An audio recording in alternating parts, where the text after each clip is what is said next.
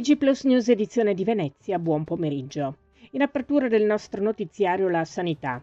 Nella settimana scorsa, dal 15 al 21 dicembre, sono stati registrati più di 14 nuovi casi di influenza ogni 1000 residenti in Veneto, con una stima di 68.000 persone colpite. Questo andamento dei casi di malattia ha già raggiunto il picco osservato durante la scorsa stagione e potrebbe crescere ulteriormente nelle prossime settimane. Sono circa 400 i casi di soggetti che hanno necessitato di un ricovero in presenza di una positività influenzale da settembre ad oggi, per la maggior parte soggetti over 65 anni. La fascia d'età più colpita risulta comunque essere quella dei bambini sotto i 5 anni, con oltre 43 casi nuovi ogni 1000 residenti. Risultano comunque in crescita anche i casi di malattie nelle altre fasce di popolazione, con quasi 23 nuovi casi alla settimana ogni 1000 residenti per i ragazzi sino ai 14 anni, 15 nuovi casi ogni 1000 residenti per gli adulti fino ai 64 anni e più di 5 per gli over 65 anni. Lo rende noto la Direzione Prevenzione della Regione del Veneto.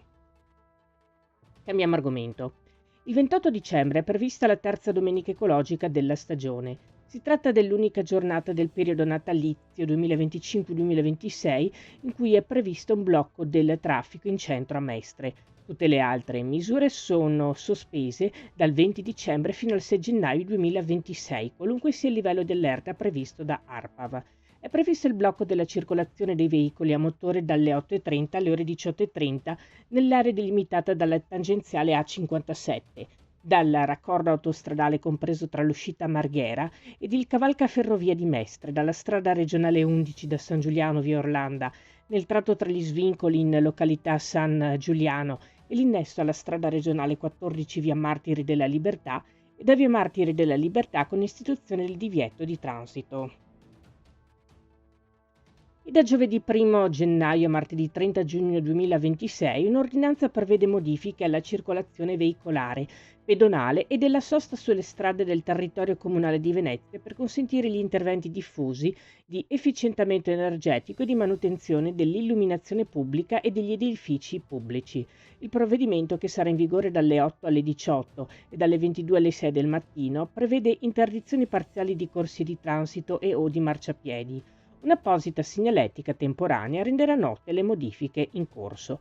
Qualora necessario, la regolamentazione della circolazione veicolare sarà gestita da personale dell'impresa incaricata ai lavori. La circolazione veicolare sarà inoltre regolamentata tramite l'istituzione di adeguata segnaletica di cantiere temporanea con relativa imposizione temporanea del limite di velocità di 30 km/h e del divieto di sorpasso. Il terminal porta container PSA Venice Vecum rafforza il proprio percorso di innovazione e sostenibilità con l'arrivo di 3 nuove gru completamente elettriche e a zero emissioni locali. Le nuove gru rappresentano un investimento complessivo di 8,5 milioni di euro e si inseriscono nel più ampio piano di sviluppo infrastrutturale e tecnologico avviato da PSA Italy a seguito del rinnovo della concessione del terminal di Marghera, firmata con l'autorità di sistema portuale del mare Adriatico settentrionale a giugno 2023. Il presidente di Venezia Port Community, Davide Calderan, afferma: un passo importante per tutto l'indotto portuale.